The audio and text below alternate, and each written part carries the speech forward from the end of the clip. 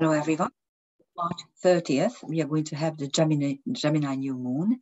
And a couple of days ago, maybe 2 days ago, the so-called World Economic Forum in Davos, Switzerland, has just ended. And the two are really connected, as you are going to see in a minute. But let's take a look at what this Davos Forum is, this World Economic Forum is, and the title of this particular video is Gemini New Moon on Fixed Star Aldebaran, or the Soros-Kissinger clash. You may have read the news. So by the way, this forum was between May 22nd and 26th.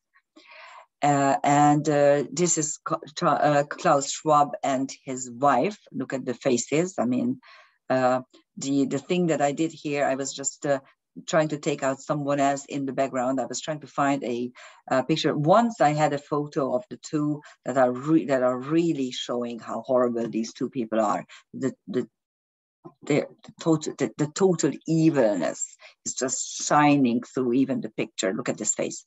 Anyhow, so Schwab founded this forum on January 24th, 1971, and it has been held annually ever since. And it is, of course, by invitation only.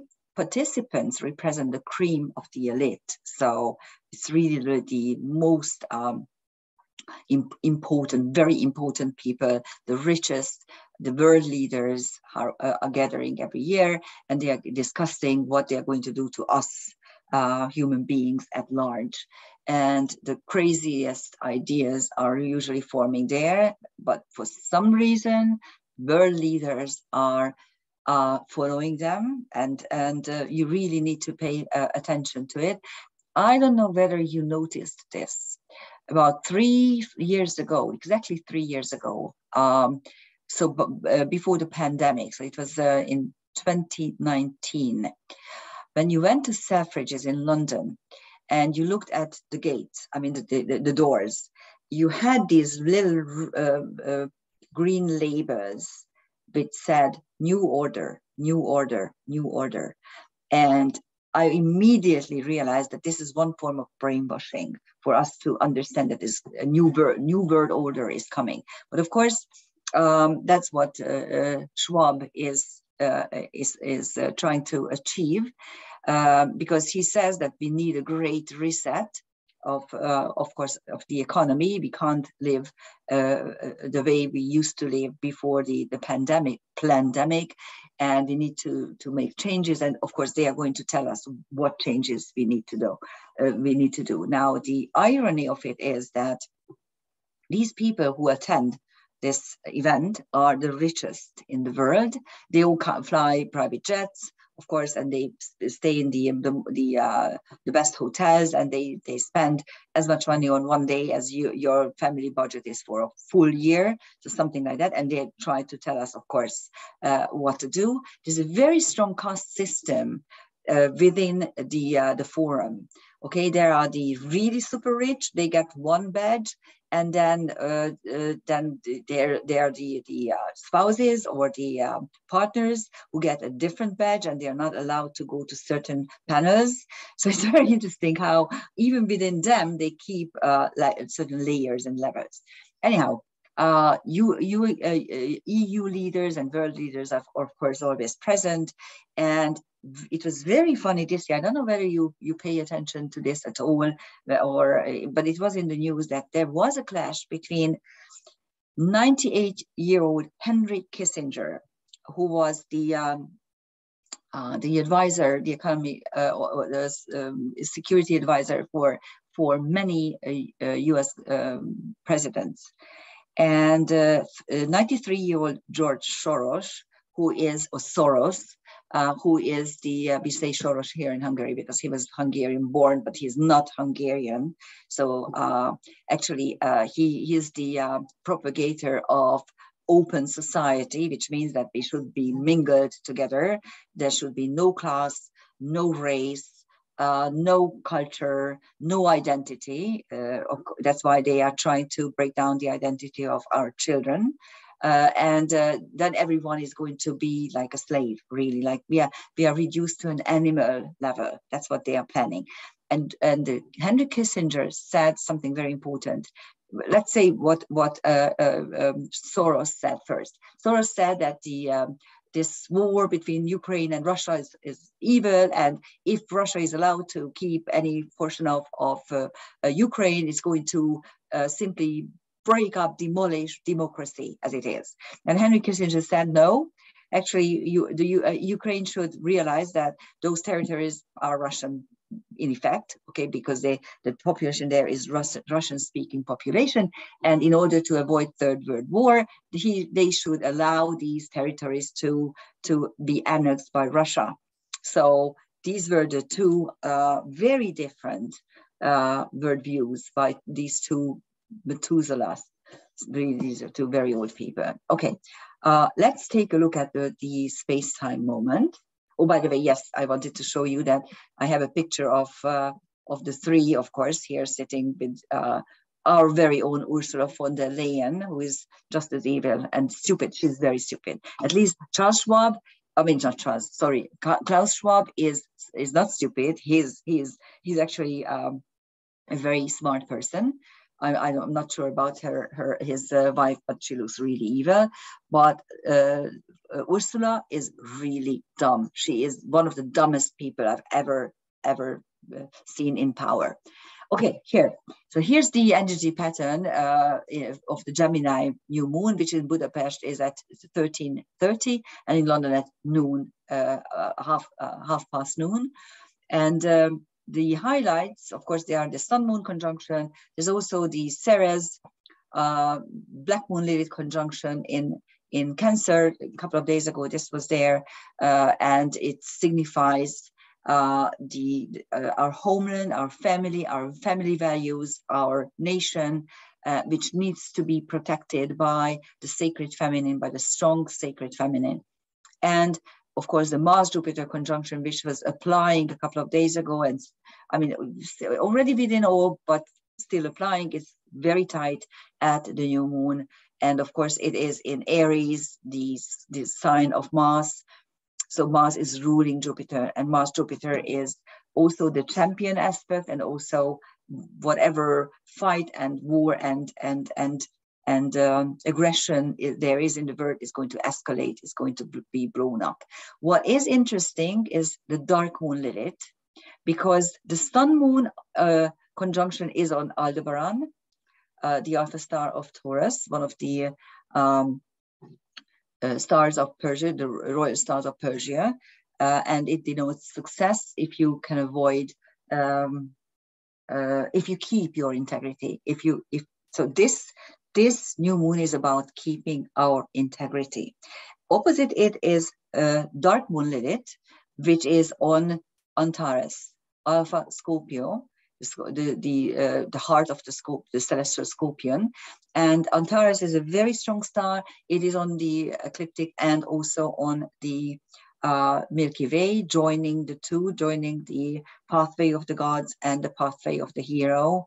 And it is, in karmic astrology, it is the world where the morphogenetic codes of the universe. So universal morphogenetic codes are being kept, which means whatever you can create is there. So you can download it from there with the help of the Sun Moon conjunction on the 30th of the new moon.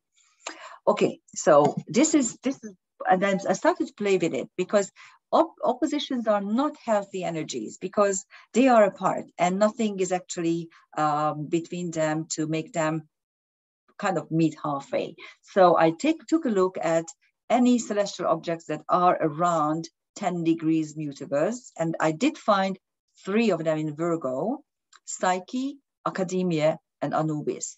And this is what you can do in karmic astrology. If you want to create a new planetary picture, you take a look at the very tight asteroid centaurs, and you can get actually you can get an apex here with this mutability square. On the sun moon, you have still Sekhmet Sekhmet, which was there a couple of days ago. The goddess of the lion goddess of Egypt, who is eating fire and zero, which is quite interesting because of course it means zero, and usually when you see it in a chart, prominent in a chart, it usually denotes the ability to make a living out of almost nothing, or create things out of nothing, or to have very, very basic needs, depending on, of course, the celestial object that it is conjunct. And of course, you can see Aldebaran, which is a very bright star, 1.1 magnitude. Opposite on the dark moon, you see Pythagoras, the father, the mathematician who is the father of numerology, quite interestingly, and Antares, Alpha Scorpius, which has a magnitude of 1.2. So these are two very, very bright stars, exactly opposite each other on the ecliptic only. So they are different in different periods, although both are actually zodiacal bright stars of the zodiacal constellations, but Alpha Scorpius is in the southern hemisphere, and Aldebaran, Alpha Taurus, is on the northern hemisphere. Just take a look and you will see. What else is here? What I did find is half a cradle. I will tell you why I call this half a cradle, because of course, obviously, there's a planetary picture that looks like a cradle. So you have a mystic rectangle between Venus already in Taurus. It moved into Taurus a couple of days, 3 days ago. This is on the 30th. So this is for the 30th. So if you watch it before, it may not have moved it in there yet. And then you have Trans-Pluto in Virgo. It's going to be there for ages. You also have Vesta in Pisces, the focusing principle, and Hygeia, putting things in order, the healing asteroid, sacred spaces, and cleanliness. And of course, you also have the Mars-Jupiter conjunction involved here, because that is exactly at 3-4 degrees. With an angel wing. So this is a mystic rectangle with an angel wing, and within it you have a yod as well, finger of fate, at the apex of which is the Mars Jupiter. And I started to play again, because if we could find something at 3-4 degrees Libra, we could have a real cradle, and this is how it looks like. I indeed did find something. Hera, asteroid Hera, is exactly at 3 degrees and change, and it closes the configuration it turns it into a real cradle. Of course, you have another angel wing on this side, and of course you can have another finger of fate right here, but I didn't put it in there because it would have been a little bit too crowded in here. But yes, the inner portion of this cradle configuration has 2 yods, 2 finger of fates within, and then 2 angel wings without. Okay, so that's it. So we are cradling something. And of course, new moon in Gemini is about thoughts, ideas, communication.